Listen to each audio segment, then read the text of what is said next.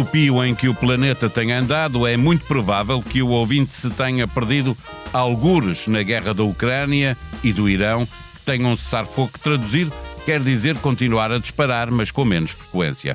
Mais as guerras do Líbano e talvez pense até que na faixa de Gaza e na Cisjordânia se passou a viver em paz porque nunca mais falou do assunto. No entretanto, a crise energética que resulta do conflito do Médio Oriente fez subir a inflação e arrefecer a economia. Perante o dilema de ter de controlar a inflação, mas evitar um maior arrefecimento económico, o Banco Central Europeu já tinha avisado e subiu mesmo as taxas de juros. O Mundial do Pontapé na Bola começou na quinta-feira à noite, mas antes disso já a América estava a mostrar que, como organizadora do evento, não quer lá qualquer um. E qualquer um é um jornalista francês impedido de fazer escala no país do Sr. Trump, ou o melhor árbitro de África nascido na Somália impedido de fazer o seu trabalho em terras do tio Sam. Por cá, numa altura em que há para aprovar a prestação social única e o Código do Trabalho, Montenegro e Ventura voltaram a encontrar-se. Mas há também uma entrevista de que vale a pena falar. Já lá vamos. Está com o Bloco Central, um podcast onde Pedro Marcos Lopes e Pedro Cisa Vieira conversam sobre Portugal e o mundo, com moderação minha, de Paulo Valdaia, e sonoplastia de Gustavo Carvalho. A música do genérico é um original de Manuel Cisa Vieira. Olá, eu sou o José Maria Pimentel e sou autor do podcast 45 Graus. No 45 Graus trago para o microfone especialistas e pessoas com ideias que vale mesmo a pena ouvir, sobre temas como ciência, economia, política, filosofia ou sociedade. Sempre de forma descontraída e com tempo para conversar. É um espaço para aprender e pensar sobre o mundo de forma mais crítica. Novos episódios a cada 15 dias. Procure 45 Graus em qualquer aplicação de podcast.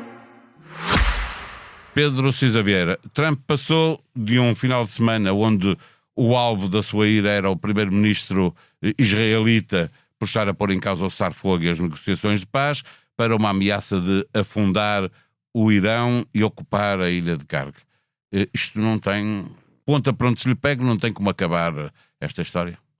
Esses zigue-zagues de Donald Trump são o reflexo do desespero e da desorientação em que ele se encontra.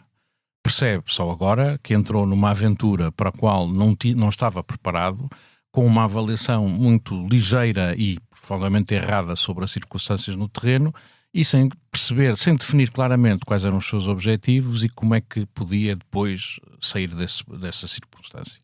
E portanto ele, como é um animal sem qualquer espécie de paciência, sem perceber que desfazer estas coisas, designadamente por via diplomática, é algo que demora muito tempo, que é feito de subtilezas, etc., vai e precisa sistematicamente de alimentar a opinião pública com qualquer coisa, vai dizendo o que lhe vem à cabeça. E, portanto, é muito evidente nesta altura que não vale a pena olhar para as declarações de Donald Trump como tendo alguma espécie de significado ou mesmo de relação com a... Ele diz isto, só um parênteses, ele diz isto, continua a bombardear, o Irão a retaliar, mas continua a negociar. A inflação a subir é ótima. Portanto, quer dizer, ele está obviamente desesperado, está perdido e o que ele vai dizendo, o que é para mim extraordinário é o seguinte: continua a haver uma tendência de, em função das declarações de Trump, os mercados, quer dos produtos petrolíferos, quer os mercados em geral, designadamente os mercados bolsistas, reagirem muito rapidamente. Ele diz, estamos à beira de um acordo, e o preço do petróleo baixa. Ele diz, vou desfazer o Irão, e o preço do petróleo sobe. E a única coisa que a mim retiro disto tudo é que o mercado é irracional. É também da profunda irracionalidade dos mercados na avaliação do risco geopolítico. Ou seja, nós podemos pensar que os mercados, de uma maneira geral, são capazes de tratar a informação e assimilar uma série de coisas. Mas relativamente ao risco geopolítico, não têm qualquer espécie de sensibilidade e, pelo menos, deviam aprender a não seguir como as declarações do Presidente Trump como sinal de qualquer coisa concreta ou que esteja próxima da realidade. Já deviam ter aprendido isso. Deixa-me perguntar, a questão é se isso não interessa ao mercado norte-americano, no sentido que há muitos norte-americanos que estão a ganhar na Bolsa em 2025, 2026, tiveram grandes ganhos na Bolsa, não é? Com Trump lá. e com isto tudo de que estamos a falar. Como é evidente, vamos lá ver quanto tempo é que isso dura. É preciso também perceber se a sobrevalorização dos ativos bolsistas que ocorreu no último ano não é ela própria o resultado de uma bolha que está a ter um crescimento sem qualquer correlação com a atividade económica em geral e que, portanto, pode também levar a consequências indesejáveis a prazo. Mas eu não quero ser profeta da desgraça. Para já só estou a dizer o seguinte: nada do que Trump diz sobre a guerra do Irão e já agora sobre qualquer outra coisa deve ser tido como algo consequente ou deve ser tido como algo... Mesmo, pensem em tudo que ele foi dizendo. As ameaças das tarifas, depois recuava passado 2 dias. As ameaças de deportações, que depois tem que recuar. A coisa tudo. Portanto, é um agente relativamente ao qual os operadores económicos, etc., deviam pura e simplesmente dizer: o que ele diz não interessa. Vamos olhar para o que está para lá disso e a acontecer, porque se confiamos naquilo que ele diz, corremos o risco de daqui a algumas horas temos de ele estar a desdizer-se. Pedro Marcos Lopes, vivemos no risco de ter Trump de tal forma encurralado que o resto do mandato dele vai ser assim, ora vira para um lado, ora vira para o outro. O resto do mandato? E desde o princípio, não foi assim? Sim, não. O resto... Eu percebo... Podia corrigir alguma coisa. Eu percebo a pergunta porque é uma das minhas angústias. O que nós sabemos sobre a natureza humana é que os animais ferozes, quando estão encurralados, têm tendência para... Uso desproporcional da força, por exemplo, para usar tudo aquilo que têm e o que têm... E estamos na presença do homem mais poderoso do mundo, com o maior armamento do mundo e tudo mais. Aliás, já ameaça ocupar uma parte do território iraniano. O facto desse armamento todo também casa com algo que eu queria desenvolver um bocadinho, que é o facto de os Estados Unidos, com o maior exército, o mais poderoso exército mundial, não conseguir pura e simplesmente ganhar uma guerra. E isto diz-nos muito sobre...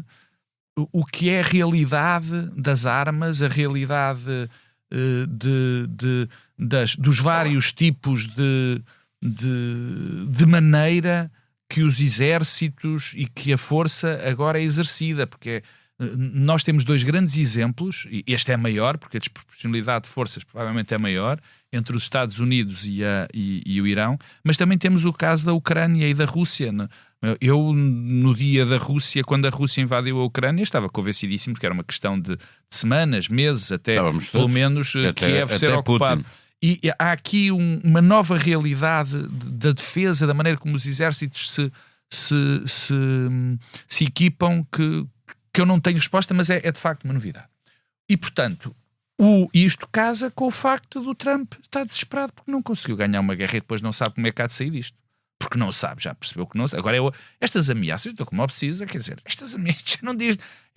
A minha dificuldade de analisar isto é total, porque nós não vamos nada... Quer dizer, nada do que ele diz, depois tem correspondência, são coisas sempre muito vagas. Hoje vi o Pete Hegseth a sair armado em Rambo de uma reunião, nem sabia que o homem era todo tatuado, isso não interessa, mas a imagem é única. A dizer sempre a Departamento da Guerra, não, mas aquilo é tudo encenado, aquilo é uma coisa atroz. E, portanto, em relação ao desenvolvimento da guerra, só sei que está para durar, pelos vistos, não é? Deixa-me perguntar aos dois, começo por ti, sim. Mas inclui sim, isto na tua análise. Certo. A questão de os dois terem eleições, os dois não é Irão, obviamente. Netanyahu em outubro legislativas e ainda não estão confirmadas, mas é muito provável que venham a ser em outubro e as intercalares nos Estados Unidos. Começo pelas eleições israelitas. Nós podemos ter um grande desgosto. Ainda há alguns de nós que acham que Israel ainda é uma democracia. Israel já não é uma democracia há muito tempo, porque não trata todos os cidadãos do seu país, não é? Da mesma maneira. Mas eu tenho muitas dúvidas do que se pode vir a acontecer. Particularmente porque as minhas primeiras dúvidas é se elas não vão acontecer mesmo porque há um Estado provavelmente de necessidade. A segunda porque eu também não tenho muitas ilusões, porque o perfil sociológico e demográfico de Israel mudou tremendamente nos últimos anos. Basta ter ido àquele país algumas vezes mediado por 10, 20 anos. O perfil que mudou muito. Aliás, neste momento, vocês vão se rir, mas Netanyahu, face a seus próprios ministros, é praticamente um moderado. Quer dizer, portanto, estamos nisto. E as dos Estados Unidos vão ser um episódio terrível. Vamos ter o ICE, vamos ter grandes problemas nas mesas de voto, vamos ter uma série de... E depois vamos ter um presidente que já governada com ordens executivas, ainda a governar mais com ordens executivas. Agora tem havido alguma reação dos tribunais, é verdade, mas não estou nada otimista em relação a isso. Deixa-me, último ponto. Mas uma coisa que tu perguntaste ao Pedro. O Pedro, aqui há uns tempos, Francisco da Vieira, aconselhou um livro que eu gostei muito, acabei de o ler a semana passada, em 1929, sobre o crash bolsista de outubro de 29. E é muito curioso perceber alguns pontos de contacto, claro que não tem que ser adaptando às circunstâncias, alguns pontos de contacto com mercados muito inflacionados, causados essas subidas por coisas bastante vagas. Neste caso nós sabemos, a IA está a fazer crescer o mercado, mas não é a utilização da IA, da inteligência artificial, que está a criar a bolha. Não, são os investimentos em infraestruturas que a IA precisa.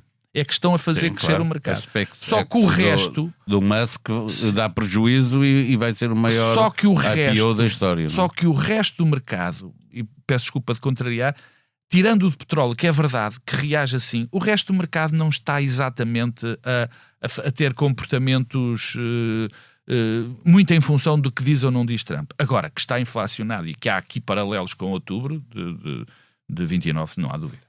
Precisa ver a importância das eleições na América e em Israel naquilo que se passa nos Estados Unidos. A ideia de que Trump pode precisar da paz, Netanyahu precisa do contrário. Precisa da guerra, não é? Portanto, a coisa mais evidente é que Trump começa a guerra porque pela primeira vez os Estados Unidos vão atrás de Israel, a perseguir um objetivo de Israel. Foi a primeira vez que um presidente americano se deixou enrolar por um primeiro-ministro israelita, que esse nunca mudou de ideia, sempre teve a ideia de fazer esta guerra ao Irão, e agora percebe que os objetivos que um e outro têm são diferentes, que esta guerra teve um impacto brutal, como dizia há pouco o Pedro, na inflação norte-americana, corresponde a uma quebra de promessa eleitoral por parte de Trump, ou duas, porque ele dizia, primeiro, sou o único que sou capaz de controlar a inflação, o Joe Biden é péssimo, e que não ia meter-se em guerras no estrangeiro. E, portanto, ele percebe que tem que acabar rapidamente com isto e que precisa desesperadamente que a inflação desça também muito depressa e que o preço do combustível nas bombas também baixe muito depressa. Nenhuma dessas coisas vai acontecer. E daí o desespero dele. Pelo contrário, o Netanyahu sabe que a guerra é aquilo que lhe permite apresentar-se às eleições na base de eu sou o homem que sou capaz de travar esta guerra e de proteger o Estado de Israel. Portanto, quer dizer, quando existe esta tensão, a verdade é que depois os próprios iranianos exploram este desalinhamento entre os supostos aliados e têm... O Irão está neste momento muito mais entrincheirado em posições autoritárias, em posições radicais, os setores mais militarizados, mais são quem manda, ganharam poder, é assim. E portanto isto para já não vejo que acabe bem rapidamente. Deixa-me só dizer-vos uma coisa que não sei se estiveram atentos ou não, mas acho que sim, mas saiu um estudo esta semana passada da popularidade de Trump. A popularidade de Trump está ao nível de Nixon quando estrelou depois do escândalo do Watergate. Ele tinha uma grande vantagem sobre o Nixon, é que a base de apoio dele é grande e irredutível, uma parte significativa. Sabes que não foges dali. Os grandes apoiantes, ainda hoje há um grande apoiante de Trump, que é o Roger Stone, que tem a cara do Nixon tatuada no braço ou nas costas. Mas essas coisas já se podem resolver, já é possível fazer tatuagens em cima. Não, mas ele gosta. Aliás, isto é para dar a ideia de que há uma parte, e isso é interessante, há uma parte destes fundamentalistas trumpianos que vem, aliás, até vem mais tarde, de mais longe, como nós sabemos, que ainda vem do Nixon. curioso. Bom, dar um salto aqui à questão da inflação, porque o Trump não se mostra nada preocupado com a inflação, até fez uma declaração que o Pedro Marcos Lopes já aqui citou, que boa que a inflação está, não é? Está nos 4,2%, mas aqui na Europa, e o Trump está há muito a defender que descida de taxas de juros por parte da Fed para... Enquanto não para correu poder, com o presidente da Fed, não parou. E portanto o que ele quer agora é isso. Na zona euro a história escreve-se de outra maneira, há inflação de 3,2%, portanto um ponto percentual mais baixa do que na América, e as taxas de juros subiram, 0,5%. Marcos Lopes, esta decisão do BCE não é política, é económica, mas políticos já aprenderam que a inflação é a melhor maneira de perder as eleições? Sim, mas não nunca podemos esquecer de algo que é fundamental. Para que é que foi feito o BCE? Em primeira instância, foi exatamente para a questão da inflação. E nós temos, durante os anos, são sempre assim, as instituições, quando ganham alguma força, tendem a tentar alargar os seus próprios poderes e a sua capacidade e começam a intervir. Olha, nós temos aqui um belíssimo exemplo que andamos a discutir há semanas com o Tribunal de Contas e coisas do género. Que às vezes não está no seu edifício institucional uma determinada função, mas o crescimento e a importância dessa instituição na comunidade faz com que se adquire mais poder. No caso concreto, aqui, a questão da inflação é central para o BCE. E é normal que o BCE, vendo essas tensões inflacionistas, e as tensões inflacionistas podem ainda crescer, eu acho que as tensões existem, que o BCE sabe, aliás, não sei, toda a gente o sabe, prevêem que as coisas podem ir para pior, e não é preventivamente, é que já existe uma situação e subiram as taxas de juros. A subida Estão a aprender com o passado recente, não é? Demoraram muito tempo na última crise inflacionista e depois doeu mais porque foram atrasados, não é? Depois, até em relação aos americanos. Depois há uma consequência enorme que toda a gente sabe, quer dizer, nem vou desenvolver. Se tu contrais as taxas de juros, se tu aumentas as taxas de juros, contrais a economia. Quer dizer, não há qualquer tipo de dúvida em relação a isso. Portanto, era bom que começássemos também aqui dentro de casa a rever os quadros, porque se calhar a coisa não vai ser tão espetacular como se espera. Mário Centeno, nas suas intervenções agora semanais, tem vindo a chamar a atenção para aquilo que pode acontecer até com as contas públicas. Precisa ver, a economia está num ponto em que pode mesmo, vou utilizar uma expressão brasileira, encrencar. Também é portuguesa, pá. Sim, mas é mais utilizada por eles. Pode, obviamente, quer dizer, uma das coisas interessantes que eram... Quando olhamos para as projeções das instituições internacionais relativamente ao desempenho da economia, todas elas acentuavam que as projeções assumiam, entre outras coisas, que o Estreito de Hormuz seria reaberto num determinado momento e advertiam quanto aos riscos de a realidade vir a ser pior se aquele pressuposto não se verificasse. Bem, o que é que estamos a acontecer? É que já estamos no fim do primeiro semestre de 2026 e não há vestígio do Estreito de Hormuz reabrir. Já passaram mais de 100 dias. Provavelmente, se isto continuar assim, aquilo que vai acontecer é que nós, a partir do outono, já não vai ser uma questão do preço dos combustíveis, dos fertilizantes, do hélio, estar a subir e a repercutir-se em toda a cadeia de valor, mas de escassez física mesmo de combustíveis. Essa escassez física tem a ver com a circunstância de, até ao momento, tirando algumas situações muito pontuais em alguns países, não ter faltado combustível porque têm estado a ser libertadas as reservas estratégicas, os navios que tinham petróleo a bordo ainda estiveram muitas semanas a descarregar aquilo que estava em trânsito, mas agora estamos a chegar a uma situação em que chegamos ao outono e isto começa a faltar. E mesmo que agora reabrisse o Estreito de Hormuz, nós íamos chegar a uma situação em que, primeiro que voltasse a haver produção e a circular, demoraria muito. Portanto, vai demorar quando acontecer isso.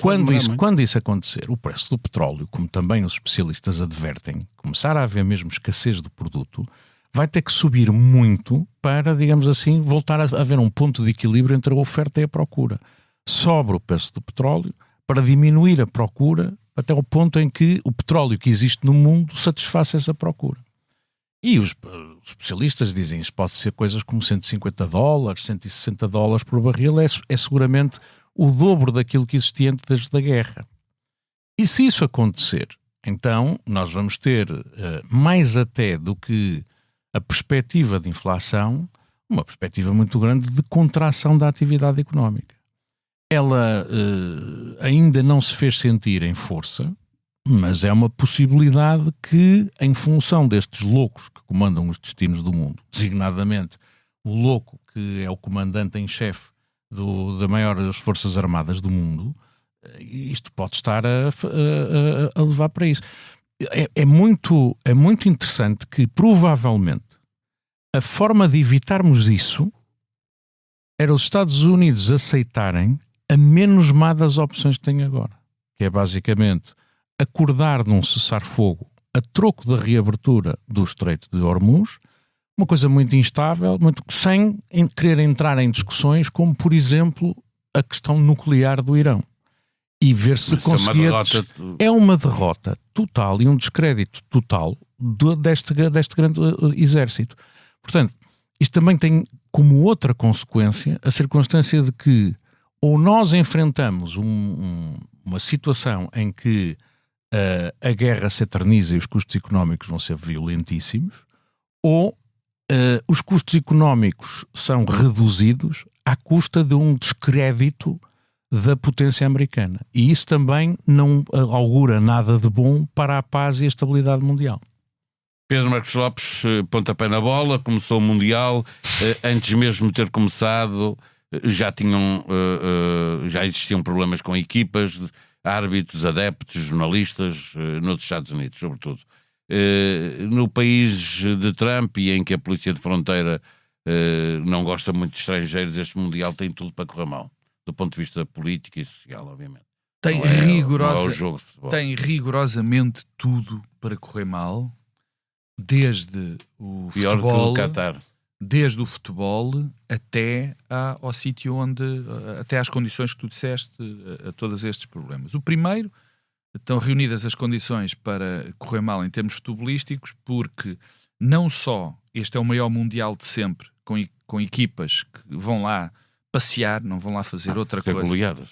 Ou isso. E porque o futebol, ultimamente, para quem gosta muito de futebol, como eu, e acompanho muito, há aqui um problema grave que não está a ser atalhado e cada vez é pior, que é o número de jogos que fazem as principais equipas. Ora, os melhores jogadores estão nas principais equipas e esses fazem com que eles tenham uma carga sobre-humana, praticamente, de trabalho, que faz com que cheguem a estes torneios e não tenham um desempenho ao onde nível... vão jogar com muito calor e, sobretudo, com umidade acima de 90%. Não têm o desempenho porque vêm muito cansados, completamente extenuados. Eu vou dar só um exemplo. Quer dizer, o Vitinha e o João Neves, que são provavelmente os dois melhores jogadores da equipa do Mundial. Da equipa portuguesa, pode ser que tenhas razão, vêm de jogar um Mundial de Clubes onde chegaram à final.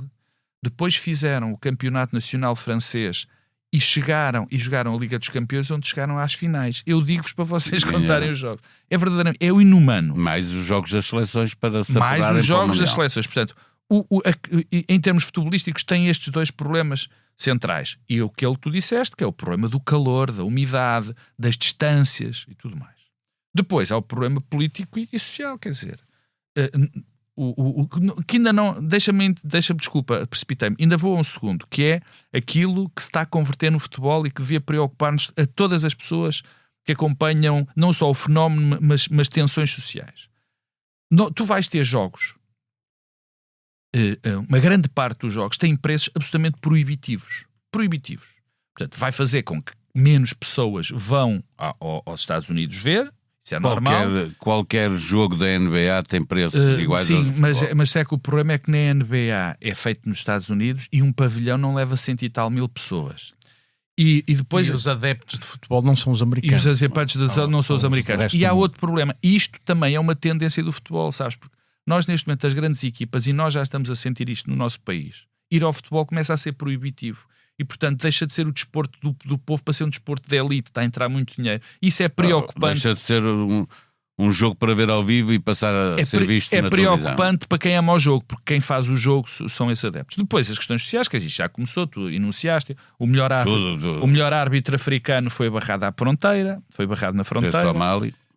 Já há problemas no México. A equipa do Irão vai dormir ao México porque não pode não dormir ali. Nos Estados Unidos. Vais ter problemas com o ICE, de certeza absoluta, em vários setores, com adeptos e sem ser com adeptos. Portanto, está feito um cocktail muito perigoso para este Mundial. E mais uma vez, e com isto termino, e estou convencidíssimo, os Mundiais nunca são locais onde haja muita qualidade futebolística, momentos. Raramente isso acontece. Aconteceu algumas vezes. Um golo do Maradona. Não, aconteceu algumas vezes. Lá está, um jogo profundamente político. Um golo foi na altura da invasão. Não estou a falar com a mão, estou a falar aquele finta toda a gente. Não, sei os dois golos. Aqui foi um jogo. O Maradona, eu termino já. O Maradona, na sua biografia, conta quando lhe disseram: então aquilo foi de raiva. Não, aquilo era só futebol. Mas ele na biografia diz: foram os 2 golos que mais gozo me deram marcar, porque nessa altura estava a ver a invasão. O que mais me preocupa para isto do jogo é os mundiais nunca são muito bem jogados. É raro o mundial, foram poucos, mas este estou convencido que vai ser extraordinariamente pior devido a isso que eu já enunciei no princípio. Devemos esperar um aproveitamento político com tentativas de condicionamento até por parte de Trump? Não sei, não faço ideia. Francamente, não faço ideia. Acho que os ingredientes estão lá para que haja tensão e haja muita dificuldade, designadamente a presença do ICE, designadamente todo este desconforto com... Repara, tu tens lá equipas e seleções de países que o Trump verbalizou insultos à população, desde o Haiti até ao Irão, que é um país que está em guerra com os Estados Unidos, etc. Portanto, há muita coisa que pode correr mal. Depois há um modelo de mundial que é organizado pela FIFA, que é uma tentativa, digamos assim, de transformar o futebol num modelo de negócio de entretenimento à americana. O negócio do desporto nos Estados Unidos é uma coisa altamente rentável. Os preços estão muito elevados porque a FIFA adotou pela primeira vez no Mundial um modelo de pricing dinâmico em que algoritmos vão fazendo subir os preços em função da procura e vão artificialmente pondo escassa oferta de bilhetes para que as pessoas disputem muito, fazem subir os preços, depois libertam mais. Foi um bocadinho como aquela coisa que deu um escândalo, aliás, nos Estados Unidos, que foi a turnê da Taylor Swift, em que a Live Nation que estava a fazer os bilhetes. Portanto, tudo isto significa que do ponto de vista digamos assim, da observação política, económica e social que o Mundial, que este modelo de organização do Mundial representa, é algo que tem interesse. Esta ideia de transformar o negócio num espetáculo, que ele tem muita audiência. Ao contrário do Pedro Marcos Lopes, pode não ver o Mundial de Futebol e não gostar de ver as seleções. Mas a verdade é que é o espetáculo mais visto de sempre, sempre que ocorrem. E o Pedro Marcos Lopes pode não gostar de ver o Mundial, mas todos nós somos capazes de nos recordar onde é que vimos certos jogos do Mundial e isso faz parte da nossa vida. Quer dizer, eu lembro-me de onde estava quando vi a final a Itália a ganhar o Mundial de 82. Lembro-me muito bem onde é que vi o jogo da Argentina contra a Inglaterra, de que estávamos a falar no Mundial de 86. Lembro-me de o meu filho ter nascido na altura do Mundial de 90 e eu sair da maternidade para ir ver a Inglaterra a ser eliminada nas meias finais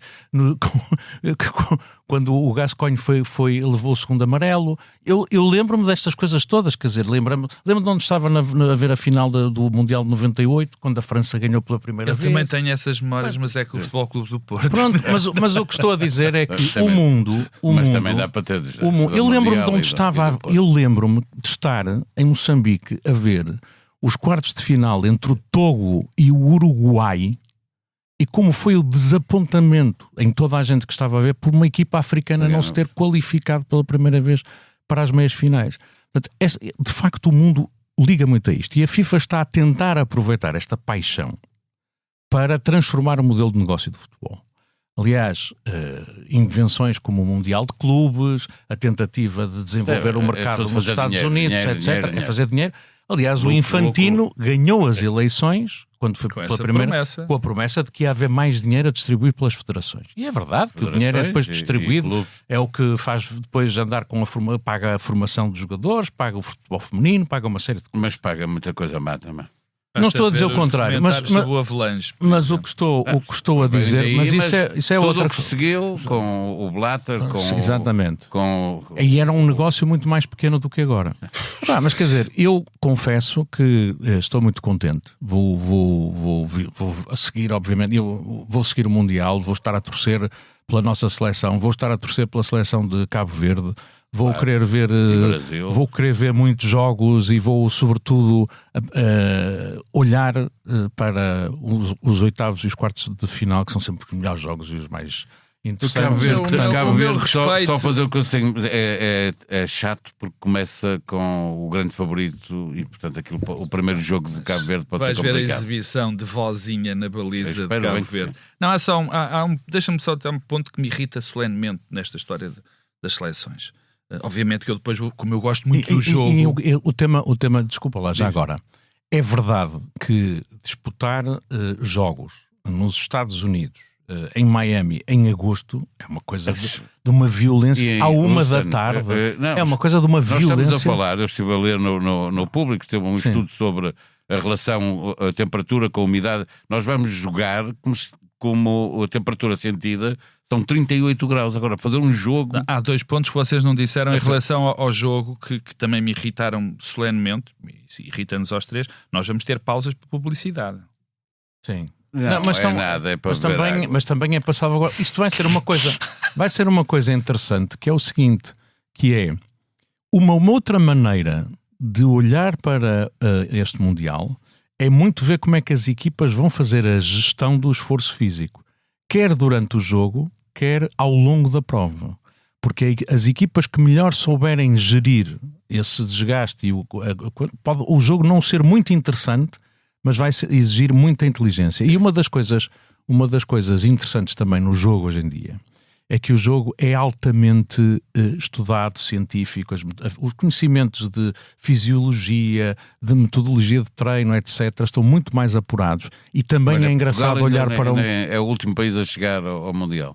Deixas-me dizer só uma coisinha em relação a isto. Eu vou-vos confessar uma coisa que me irrita profundamente nas seleções. E não é na nossa só, em todas. É um apelo que eu não chamo patriota, mas chamo patrioteiro a isto. Quer dizer, a dada altura, a seleção é vista como... ser patriota é apoiar a seleção. Pois. Mas esta parte que é pessoal e que me irrita também tem a ver com uma coisa muito interessante, que é o que o fenómeno, o que o futebol está a fazer às vidas das... O futebol não. O que o futebol... O que as comunidades provocaram que o futebol se transformasse, que é o seguinte: as instituições intermédias estão cada vez mais destruídas, as pessoas não vão à igreja, as pessoas não vão às assembleias de condóminos, não vão a organizações, não têm clubes sociais que frequentavam, como nós, não vão aos cafés, não frequentam esses espaços. E o futebol, através da nossa afiliação clubística e, neste caso, a um país, transforma-se como o centro da vida comunitária. Ou seja, o futebol é o último reduto da instituição intermédia. E isto, sendo verdade, que eu acho que é, enfim, é a minha verdade, é também bastante perigoso em termos da imagem que nós estamos a dar para o resto das instituições intermédias, que estão perfeitamente desfeitas, e resta ao futebol. Esta parte, com a pitada do patrioteirismo, deixa-me sempre muito preocupado. Deixa-me só replicar a isso, que é assim: este fenómeno de que o Pedro está a falar é muito verdadeiro, mas é muito pior relativamente àquela espécie de entrincheiramento clubístico que existe particularmente na nossa sociedade, do que relativamente às seleções de 2 em 2 anos, quando vão jogar um europeu ou um mundial. Sem dúvida. Mas lá está, mas esse entrincheiramento que tu falaste... Ajuda... Não, mas o Pedro tem aqui um ponto.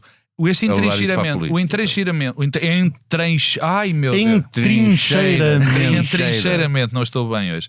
de que o Pedro Cisa Vieira fala é também consequência do facto das instituições intermédias não existirem e o futebol ficar como um fenómeno mais tribal, mas que sempre foi, mas a última tribo que nos resta. E quando a última, e depois foi.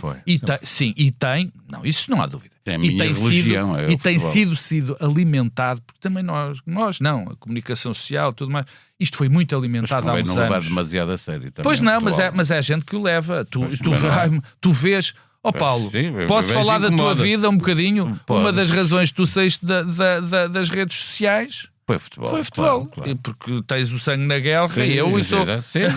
eu acho que parece-me que alguém leva o futebol demasiado a sério. Eu também não acho. É para levar demasiado a sério. Eu levo muito a sério por causa do jogo. Certo, não, jogo. Não, e gosto de ficar triste e feliz com os resultados. E agora confesso que vou discutir com certeza e gosto porque de saber se aquele esquema tático vamos jogar daquela maneira. Eu também estou revoltado, como o país todo está revoltado. Não finjo que não estou pelo Ronaldo ser titular. Irrita-me aquele homem, aquele político que finge que é treinador, tudo me depois aquilo, claro, fico nervoso, também sou feito de pele e osso. Bom, vamos mudar para coisa mais a exigir mais reflexão. A entrevista de Lúcia Amaral ao podcast Ponto de Interrogação, humilde, a falar de uma relação com o poder, a admitir as suas próprias falhas. Pedro Cisa Vieira, o que é que retiraste mais dali desta entrevista que valia a pena que todos pensássemos um bocadinho sobre o que diz a ex-ministra da Administração Interna? Recomendava, em primeiro lugar, que as pessoas ouvissem a entrevista, porque é uma entrevista de uma grande profundidade e inteligência. O podcast chama-se Ponto de Interrogação, é da Antena 1. É uma entrevista de grande profundidade, com uma pessoa de grande inteligência, grande cultura política e uma grande pensadora e intelectual, uma grande professora de Direito Constitucional. Vale a pena ouvir isso. Pois também vale a pena porque a Lúcia Amaral revela aquilo que, além de me levar a ser admirador dela, também confirma porque é que eu sou amigo dela. É que é de uma sinceridade e de uma integridade assim, absolutamente desarmante. E, portanto, ela diz com uma total candura. Eu constatei que não estava preparada e que não sabia exercer o cargo, não tinha as capacidades para exercer o cargo, portanto fui-me embora. Talvez ela devesse ter alguma percepção, mas também queria falar sobre isso, antes de ter aceito a incumbência. Também revela muito sobre a forma como os membros dos governos são recrutados e a avaliação que quem constitui um governo faz ou deixa de fazer relativamente às capacidades de uma pessoa. Mas é muito engraçado que eu agora vou-me centrar nisto, que é, ela diz o seguinte: eu fiz uma vida toda ligada às instituições públicas e no exercício de funções, digamos assim, em cargos do Estado, estive sempre naquilo que ela chamou as instituições contramaioritárias. Aquelas instituições cuja função é precisamente constituir limitação à atuação do Poder Executivo. Ela esteve no Tribunal Legislativo, às maiorias do momento. Ela esteve no Tribunal Constitucional, esteve na Provedoria de Justiça, e ela explica muito bem na sua entrevista como um Estado de Direito democrático, ou uma democracia liberal, não vale só o princípio democrático, que é governa quem tem a maioria. Só existe verdadeiramente uma democracia liberal ou um Estado de Direito democrático quando quem tem os votos esteja limitado na sua atuação por regras e por instituições que façam com que sejam preservados os direitos das minorias e que haja controlo e limites àquilo que se pode fazer. Portanto, ela dizia, a minha experiência nestas instituições contramaioritárias, que não devem ser atacadas porque precisamente o que elas são é contramaioritárias, claro. A verdade é que essenciais. Ela percebeu que gerir na administração executiva é uma coisa completamente diferente. E eu acho que também já agora aqueles que desempenham funções nas instituições contramaioritárias deviam ouvir a entrevista para perceber o seguinte: nós muitas vezes fazemos juízos sobre a atuação, por exemplo, de ministros, de titulares da administração pública, porque estamos a olhar para eles através de regras e de princípios que nós não percebemos que eles não podem ponderar na sua ação. Como ela diz, há constrangimentos, há incertezas, há um contexto todo externo que faz com que seja de facto muito difícil exercer a ação política. E o que eu acho extraordinário na entrevista é que ela o diga desta maneira tão transparente e com tanta honestidade intelectual. Eu poderei voltar a isto porque mas para mim isto é uma coisa muito, muito interessante. Pedro Marcos Lopes, esta humildade e esta frontalidade com que fala de si próprio e até dos seus defeitos era uma coisa que já se via como ministra, não é? Ela assumiu isso várias vezes e foi criticada por isso. Esta entrevista merece-me várias reflexões. Eu vou começar, permite-me não começar por aí, mas começar pelaquela que eu achei mais interessante, ou pelo menos que me fez pensar mais. Não chega na atividade política e na maior parte das atividades que exigem liderança, responsabilidade, autoridade, não chega uma pessoa a ser extraordinariamente competente até na área que vai gerir em termos políticos. Ou seja, a doutora Maria Lúcia, obviamente, percebeu, e deve ter percebido rapidamente, que não nasceu para aquilo. E eu estou a utilizar o termo mesmo assim. Porque não soube recolher e rodear-se de uma boa equipa, porque não percebeu o que era importante naquele cargo, que por acaso, tanto eu como o Pedro, aqui na altura dissemos que este tipo de cargos era muito importante conhecer o terreno, conhecer as pessoas. Por exemplo, não é em vão que o atual secretário-geral do PS foi um bom ministro da Administração Interna, porque era um homem das autarquias, era um homem que conhecia os tipos das CDRs. Este tipo de função precisa muito disso. E a doutora Maria Lúcia claramente não percebeu a função que ia exercer. Mas isso fica para outras núpcias. Isso só diz mal de quem a convidou. Diz já lá vou. De alguma maneira diz mal também dela diz mal também. Dela. Sim, também mas, diz mal mas dela. Ela...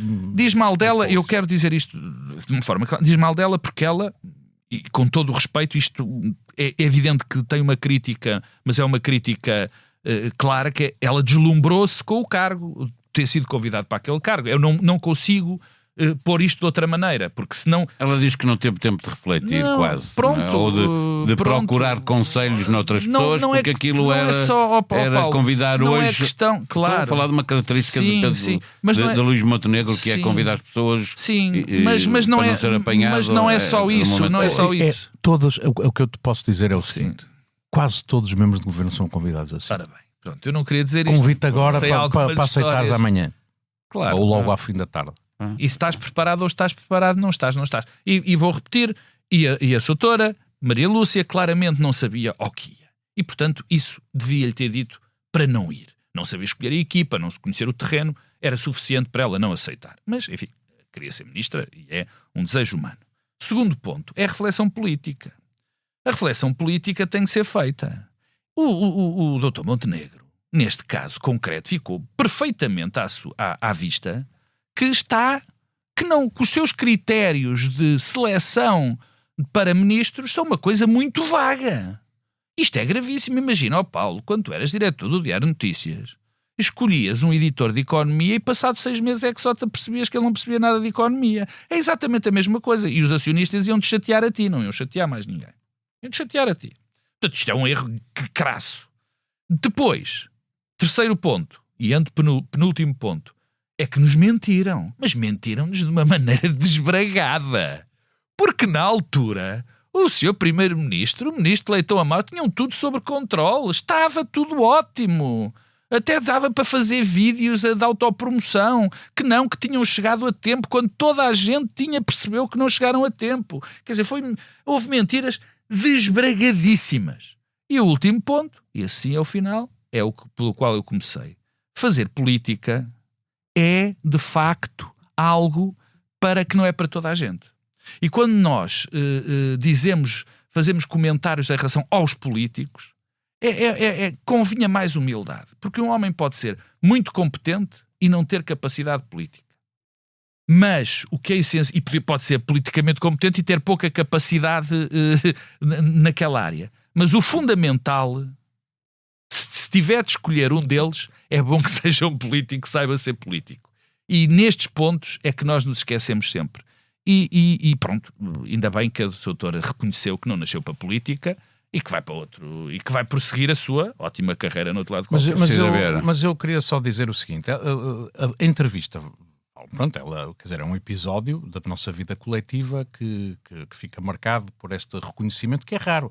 Porque a quantidade de académicos, eu acho isso de professores que são convidados, que manifestamente são incompetentes para o exercício de uma função executiva, particularmente num contexto político, e que não só se eternizam nos lugares, não só se arrastam penosamente no exercício das suas funções, como depois de cessarem funções vêm dizer é a administração pública que não funciona, ou há muitos defeitos, etc. Ela reflete não só sobre a sua posição, como a relação do poder com essas coisas. Portanto, isso é bem marcante e acho que deve ser ouvido e louvado por isso.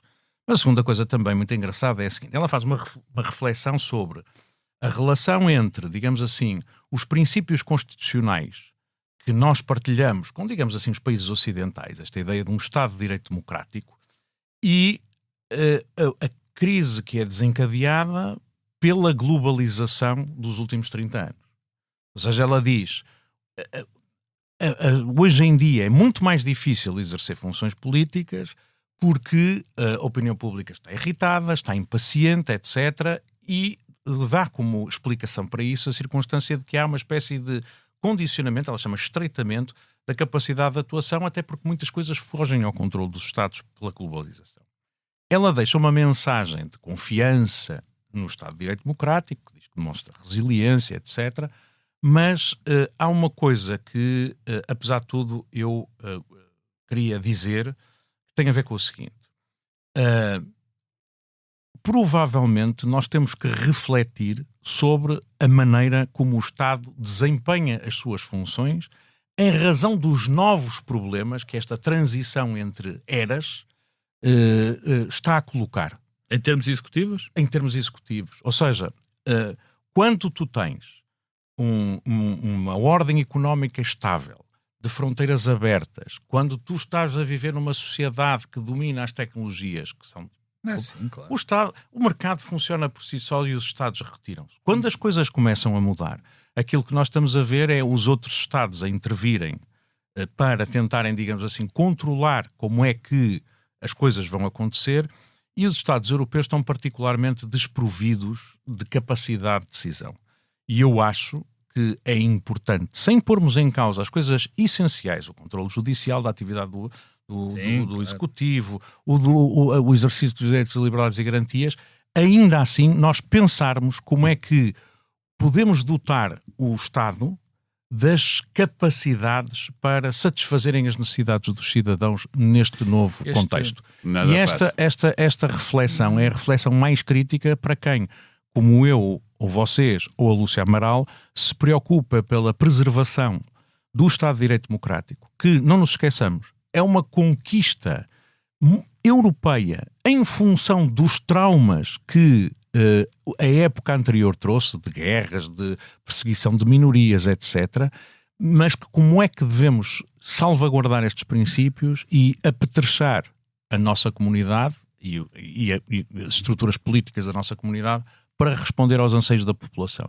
E eu acho que esse é o tema dos próximos anos. Este tema, deixa-me só sobre este. Sim, este é bem interessante. Eu, em relação ao resto da entrevista da Maria Lúcia, eu também gostei, não acho que tivesse grande novidade, mas é sempre bom nenhuma novidade, mas é sempre bom alguém com responsabilidades e com o estatuto, clareza com o estatuto da doutora Maria Lúcia, dizer coisas que deviam ser evidentes e que infelizmente não são. Uma de que destaco a história de que a democracia está muitíssimo para lá do voto. O Farid Zakaria dizia num dos seus livros que a democracia no limite poderia funcionar sem eleições. Bom, mas isso é outro ponto. Sobre o que o Pedro estava a dizer. Não é de agora, mas cada vez está a aprofundar e não se está a conseguir lutar contra isso, um fenómeno que é que o poder económico globalizou-se, mas o poder político nunca se vai poder globalizar. E é muito interessante ver que o Edmund Burke, um grande pensador conservador, enfim, vou-lhe chamar britânico, ele era irlandês, mas fez a sua carreira na Inglaterra, dizia que a política era local. Que a política ia sempre ser local. Temos assistido a fenómenos bem globais. Não. A política ser... Não, o facto de... Política executiva. Não, é ao contrário. Quando tu sentes... Ele dizia que a política ia ser sempre local. A capacidade executiva de exercer era sempre local. Um bocadinho maior, podia ser um país. Agora, nós vivemos esse grande desafio, que é, nós já não conseguimos ter a política local, porque a economia sobrepôs-se à política e mesmo a política, a economia condicionando a política, deixa essa política de poder exercer o seu poder. O que tem, dentro das populações, o que tem um problema democrático. É que neste momento, todos nós dizemos que um dos problemas do populismo é o facto das pessoas acharem que as suas decisões não servem para nada quando votam. E é isso, e é aqui que temos este problema que o Pedro chamou a atenção, de termos que redefinir muito bem como é que vai ser o exercício do poder. Porque cada vez se aprofunda mais a ideia, não só que a economia que manda, mas que quando nós votamos, quando nós escolhemos, isso não serve para rigorosamente nada. Antes de irmos ao bloco central dos interesses, eu queria-vos fazer uma pergunta, é a mesma para os dois, só olhar para este movimento que existe novamente à direita entre Montenegro e Ventura, a encontrarem-se, a PSU vai baixar sem votação para discussão na especialidade, portanto, para ganhar tempo claramente, claro. E a reforma laboral, não tendo acordo, tem muito tempo para... Quanto é que apostas? Não, claro, não aposto nada, eu aposto que vai haver acordo. Mas queria-vos ouvir. Isso eu despacho muito rapidamente, porque é a minha tese desde há muito tempo. Quer dizer, esta tese dos 3 blocos, de facto, eu compreendo-a, mas não, a realidade está a ser diferente. A realidade está a ser diferente. Nos dossiês que são marcantes em termos de fronteiras democráticas, até em termos civilizacionais, eu sei bem o que estou a dizer, o Chega e o PSD têm feito acordos sempre. Hoje, não sei se vocês viram, hoje isto parece um detalhe, e é, provavelmente. O presidente António José Seguro, e bem, vetou aquela norma que era dirigida à comunidade LGBT portuguesa, era só dirigida a essa comunidade, que foi sistematicamente oprimida e humilhada durante milhares de anos, e o vetou. Quem é que vetou? E o presidente vetou, e bem, fez um voto político. Quem é que aprovou essa medida? PSD Chega. Quem é que aprovou a lei da nacionalidade? Profundamente civilizacional. O Chega. Quem é que fez a lei da imigração? PSD Chega. E estamos à PSU, que eu digo que é também uma questão, em determinado segmento, uma questão civilizacional. De nós, eu disse a semana passada e continuo a dizer, há uma escolha das sociedades ocidentais, da democracia cristã, do acordo entre a democracia cristã e a social-democracia depois da guerra, que era, não vamos deixar ninguém para trás. E é por isso que as contribuições as prestações não contributivas vêm do Orçamento Geral do Estado. Porque não é um seguro, é nós querermos que as pessoas não fiquem para trás. Pedro Cisabeira, Ana Mendes Godinho, a autora da proposta de juntar as várias prestações não contributivas numa só, considera que o Governo está a dividir o país com esta proposta que faz e acusa o Executivo de nem sequer ter lido o relatório da OCDE que propunha, em que se falava das vantagens desta PSU. Achas que ela vai acabar por ter menos beneficiários e um valor mais baixo por beneficiário? O tema não é se vai ter menos beneficiários ou não. A questão é como é que nós transformamos as nossas prestações contributivas, as nossas prestações não contributivas, o nosso sistema, digamos assim, de proteção social, numa coisa que nos permite efetivamente reduzir a pobreza e permitir que essas pessoas sejam mais integradas na sociedade. O que o relatório da OCDE diz é que estas prestações que são muito complexas acabam por levar a que poucas pessoas sequer percebam como é que podem ter acesso a elas, o que significa que há muita gente que poderia ser elegível e que não é qualificada. Mas por isso é que pergunto se o resultado vai ser ao contrário. E propunha, por exemplo, que se simplificasse para permitir a melhor fiscalização, mas também, por exemplo, para permitir que o Estado pudesse, logo à partida, dizer às pessoas: você tem direito a isto e, portanto, aceda. Hoje em dia já acontece, por exemplo, no abono de família, que quando a criança nasce e é registada, se vê que o seu agregado familiar tem automaticamente direito a abono. Tem automaticamente direito a abono. Portanto, a proposta era muito neste sentido.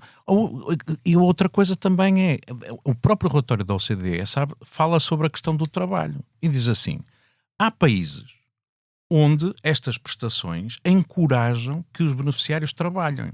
Mas atenção, encorajam não é dizer que é obrigatório. Claro. Pelo contrário, o que dizem é o seguinte, há países, e se calhar faz sentido, porque ajuda as pessoas a integrarem-se no mercado, que é, quem quiser trabalhar tem direito a uma remuneração adicional. Ou seja, não é dizer, se não trabalhas ficas sem isto, é dizer, se conseguires... Mas hoje já existe isso, não é? Hoje é possível ter um salário e receber... prestações sociais não contributivas. Não é isso, mas o sistema que existe, o sistema que existe é assim, tu trabalhas, o teu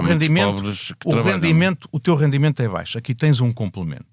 Coisa diferente é dizer assim, tu não trabalhas, tens aqui um rendimento para assegurar um mínimo de dignidade. Se tu quiseres trabalhar, podes ter aqui, nesse tipo de trabalho social, etc., é uma coisa que as pessoas podem fazer se quiserem e têm direito a ser remuneradas por isto. O que aqui se diz é que esse trabalho será não remunerado. E, portanto, que aliás, também o OCDE mostra, isso tem efeitos negativos, porque, por exemplo, trabalhos como nas creches, nas estruturas sociais, na tal limpeza das matas, etc., são coisas que normalmente são feitas para as pessoas menos qualificadas. Se tu estás a satisfazer algumas necessidades com este tipo de trabalho voluntário, estás a diminuir a oferta de emprego que poderia ser dirigida a estas pessoas. E as pessoas que já lá trabalham. Portanto, tudo isto é muito... Tudo isto é muito mal pensado. O relatório da OCDE vale a pena ser lido, vale a pena ver as recomendações e vale a pena perceber porque é que o governo, não as seguindo, pode estar a contribuir para... Afinal, isso é que é o grande desperdício. É nós estarmos a gastar dinheiro em prestações não contributivas que não contribuem para a redução daquilo que queremos combater, que é a pobreza. Só queria dizer mais uma coisa, que é o seguinte. Rápido para muito rápido sobre a reunião entre Montenegro e André Ventura. Eles têm que discutir e Montenegro tem que falar com os líderes políticos dos dois principais partidos da oposição. Mas sobre a questão dos 3 blocos, eu só gostava de recordar que o Expresso fez uma sondagem muito interessante que foi publicada a semana passada sobre a forma como o eleitorado olha para esta coisa que vamos falando da polarização. E vemos 2 coisas muito interessantes. É que o eleitorado é menos polarizado do que as próprias lideranças políticas. E a segunda coisa, que mostra que há claramente 3 blocos eleitorais grandes, é... quando vemos qual é a opinião, por exemplo, dos simpatizantes e eleitores do PSD relativamente ao Chega e sobre o PS. Cada um deles sobre os outros. Mas, basicamente, aquilo que vemos é que os eleitores do PSD têm mais antipatia pelo Chega do que, por exemplo, pelos próprios partidos de esquerda, CDU, Bloco Livre, Bloco de Esquerda. Têm claramente mais proximidades com os eleitores do PS do que com os eleitores do Chega. Por isso é que eu digo, os 3 blocos são blocos que muito dificilmente gerarão uma solução de poder sem alienar a sua base de apoio. Ou seja, se alguma vez, por exemplo, um Pedro Passos Coelho da vida quisesse apresentar-se ao eleitorado a dizer assim, eu vou fazer um governo com o Chega, muito provavelmente aqueles eleitores que agora são do PSD e que detestam o Chega mais do que qualquer outro partido, não gostariam daquilo. E, portanto, o tema todo da gestão política que este governo está a fazer, ao ceder à agenda do Chega, ao procurar, digamos assim, apoiar alguns elementos ou da sua agenda ou da própria sua sobrevivência política ali no Chega, é que, de facto, isto pode ser um movimento das cúpulas, mas não faz deslocar, ao fim de 2 anos de governo da AD, ao fim de 2 anos de uma espécie de entendimento preferencial com o Chega, o eleitorado continua dividido em blocos e não há nenhuma contaminação entre os eleitores do PSD e os eleitores do Chega. Entramos no período dos Santos Populares, mas no bloco central dos interesses, os comentadores residentes Marcos Lopes e Cisa Vieira, antes de irem marchar, vão aqui deixar as suas sugestões do que há para ver, ler e ouvir. Começa esta semana o Pedro Marcos Lopes. Olha, a Feira do Livro continua, eu não vou dizer os livros todos que comprei, tenho um bocado de vergonha, mas há duas coisas que eu queria aconselhar. A primeira é o Dicionário Global das Heresias. É um livro extraordinário que quase que me foi oferecido por um jornalista daqui do Expresso, de que eu gosto muito, do amigo, e que é algo que vai buscar as heresias na teologia, na cultura, na literatura. É um livro muito engraçado, para quem os movimentos heréticos são movimentos muito engraçados em determinadas alturas, e noutras alturas não tem piada nenhuma. Mas é uma compilação feita, lá está, pelo José Eduardo Franco e pelo Porfírio Pinto. É um livro, um calhamaço, mas não é para ler o livro inteiro. É se tu decidires, não, é de sobre, pá, como é que isto apareceu, os Testemunhas de Jeová, ou uma seita qualquer do século XII, não sei. É muito engraçado. O segundo, para não falar de muitos, é um autor que eu adoro há muito tempo e que já acho que li praticamente a obra toda dele. É um cubano, é o Leonardo Padura. O Leonardo Padura tem uma série de livros com um detetive. O Leonardo Padura é um escritor muito interessante porque ele nunca deixou de viver em Cuba. A maior parte, mesmo o Reinaldo Moraes, o Reinaldo Arenas saiu, um escritor que depois morreu, uma vida desgraçada, mas o Leonardo Padura sempre viveu e sempre os seus romances andaram ali, nunca acusavam muito o regime, faziam mais uma descrição do que é a vida em Cuba, com o Mário Conde, um detetive que investigava, enfim, crimes que depois que dão imagem do país. E agora, ele escreveu um livro, por exemplo, incrível sobre o Trotsky, sobre a morte do Trotsky, sobre o homem que matou o Trotsky, que era o homem que gostava de cães. Um livro extraordinário, que conta a história desse tipo, que esse tipo matou Trotsky e depois ainda foi libertado, porque não há prisão perpétua nem há morte no México. E agora escreveu um livro muito melancólico, muito desiludido, uma espécie... É horrível, porque parece um livro final sobre o país e sobre a sua própria vida, que é o Morrer na Praia. Mais desencantado com o país, mais desencantado com o caminho, mas é um livro extraordinário. Eu gostei muito do livro, comoveu-me muito, e para quem não conhece a obra do Padura, vão ver. A música é a Marcha de São Vicente, porque vem as marchinhas, não é? Da Amália, para uma escola que eu gosto, para uma marcha que eu gosto especialmente, que é São Vicente. Ouvir a marcha de São Vicente, eu já lá vivi nessa freguesia. Mas é a tua marcha? Não. Tu ainda és muito tripeiro. Não, mas já foi muitas marchas. Eu gosto de Santo António. 2 livros, uma marcha. Pedro Cisa Vieira, o que propões tu? Bom, eu vou passar o fim de semana ao Porto, vou ficar em casa do meu irmão, que é em Lessa da Palmeira, e apesar de ambos sermos leixonenses, eu queria saudar o Lessa Futebol Clube. Muito bem! O Lessa, que é campeão de Portugal. E, adivinha, portanto, quem é que foi ver o jogo?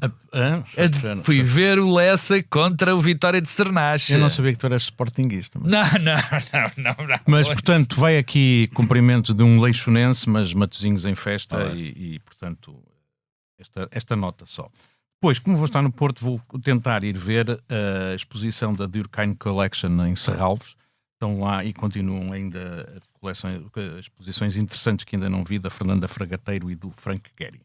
E depois, também, porque é tempo de Feira do Livro, queria falar de 2 livros que li nestes dias e comprei na feira. Um é um livro do Didier Eribon, já falámos aqui dele a propósito do Regresso a Reims. Este chama-se A Vida, a Velhice e a Morte de uma Mulher do Povo. É uma edição da Ziggurat, que além do mais tem livros muito bonitos, capas muito interessantes, e basicamente é a história é uma reflexão, ele é um sociólogo, mas mais uma vez a propósito de aspectos da sua vida e designadamente da vida da sua mulher, uma operária, uma mulher do povo, que aos 14 anos já trabalhava como empregada interna e que depois foi operária, foi uma mulher maltratada toda a vida, que nunca amou o marido e que agora no final da vida acabou por ser internada num lar. E é uma reflexão muito difícil, porque é assim, nós somos a primeira geração em que generalizadamente toda a gente está a ter pais muito idosos. É um fenómeno muito diferente da morte noutros tempos. Ou seja, normalmente as pessoas morriam aos 60 anos, aos 70 anos, quer dizer, quando nós éramos crianças, Sim. a esperança média de vida andava ali nos 60 e tais, 70. O meu pai morreu E portanto as pessoas morriam antes de se tornarem dependentes, completamente dependentes. E hoje em dia nós somos a primeira geração cujos pais estão a morrer quando já não têm capacidade de se proverem a si próprios. E isto levanta problemas muito complexos que nós não estamos a saber resolver muito bem como sociedade. E é bom que nós vamos refletindo sobre isto, porque isto vamos ser nós. A nossa geração provavelmente vai ter muitos centenários e vai ter muita gente que vai passar, se calhar anos, sem conseguir ir à casa de banho sozinho, alimentar-se a si próprio, etc. Como é que a sociedade se organiza para lidar com isto em tão grandes números? É um tema que nos devia preocupar e este livro ajuda a refletir sobre isso, ou pelo menos põe-nos consciente disso, até da própria maneira como nós olhamos para a velhice. Eu ouvi uma entrevista muito interessante da Carmen Garcia, que é enfermeira, muito dedicada à terceira idade, é que ela dizia uma coisa muito engraçada, que é: todos nós queremos chegar a velhos, mas não queremos ser velhos. Claro, mas vamos ser velhos. E este tema é um tema que a maneira como nós tratamos dos velhos é provavelmente tão ou mais importante do que a maneira como nós tratamos das crianças. Até porque vão ser muito mais numerosos e o nosso futuro é sermos velhos, não é sermos novos. Não é voltarmos a ser crianças. Sim, nas sociedades ocidentais ainda é mais urgente refletir sobre isso, porque não estamos nada habituados a lidar com em todo o mundo, porque se fosse aos países asiáticos, o envelhecimento da população está a ser muito grande. Neste momento, a última projeção da população indiana volta mas estão muito sozinhos. Os velhos estão muito sozinhos. Anos e anos de só ter um filho ou de não ter filhos nenhuns significa que as pessoas envelhecem sozinhas. Os nossos pais ainda têm a sorte de terem filhos para tratar deles. Sabes quem é que também fez uma bela reflexão sobre isso? Imagino que muito diferente, porque eu não li isso do Ribon, mas o Houellebecq, salvo erro, no penúltimo livro, também tem uma reflexão sobre isso. Sim, mas o Houellebecq é tão cínico e tão sarcástico. É muito curioso que nesse livro, quando ele reflete sobre a velhice, põe um bocadinho de lado esse cinismo e sabes porquê, não é? Está a ficar velho. O segundo livro que eu recomendo é um livro que se chama Abundância, de dois americanos, Ezra Klein e Derek Thompson, uma edição da Bertrand.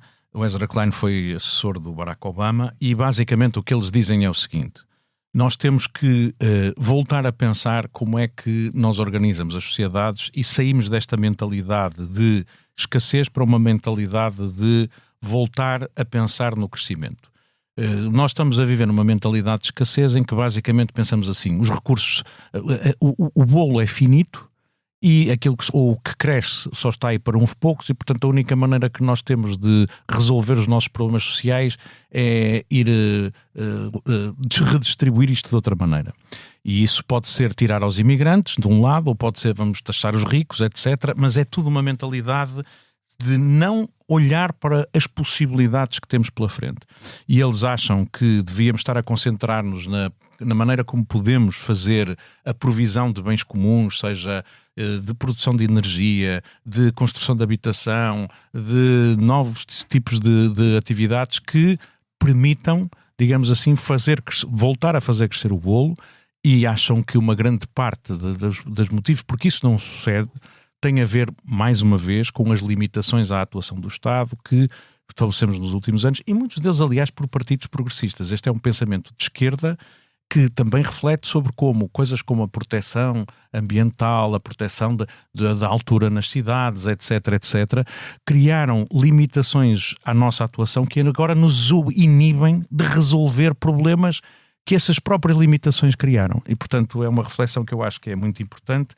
E é preciso nós pensarmos como saímos desta circunstância, este descrédito na capacidade das sociedades vencerem os desafios de futuro, estas divisões que se instalam, e pensemos como é que podemos ter uma agenda de crescimento e de abundância. Há uma coisa muito engraçada que eles dizem, e com isto queria terminar. Eles falam do seguinte: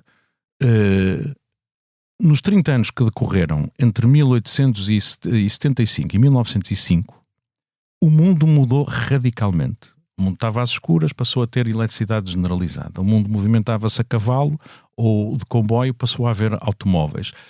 Quem fosse a Nova Iorque via uma cidade pequena, passaram a haver os primeiros arranha-céus.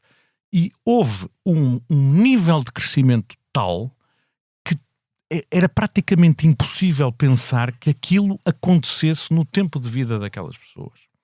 E basicamente o que eles dizem é preciso voltar a ter esta ideia de que nós podemos fazer coisas e devemos recuperar esse espírito de direção no sentido do crescimento. Para terminar, 50 anos de Songs in the Key of Life do grande Stevie Wonder, que é um dos melhores álbuns da música pop, soul, jazz, o que quiserem de todos os tempos. E, portanto, Stevie Wonder ouçam dava uma discussão tão talvez grande como o do Oldbeck. Stevie Wonder, uma exposição em Serralves, 2 livros para refletir sobre o tempo que vivemos.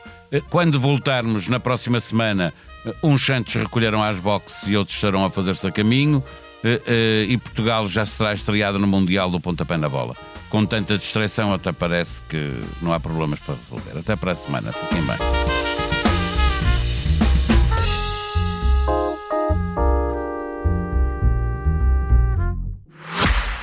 Olá, eu sou o José Maria Pimentel e sou autor do podcast 45 Graus. No 45 Graus trago para o microfone especialistas e pessoas com ideias que vale mesmo a pena ouvir, sobre temas como ciência, economia, política, filosofia ou sociedade. Sempre de forma descontraída e com tempo para conversar. É um espaço para aprender e pensar sobre o mundo de forma mais crítica. Novos episódios a cada 15 dias. Procure 45 Graus em qualquer aplicação de podcast.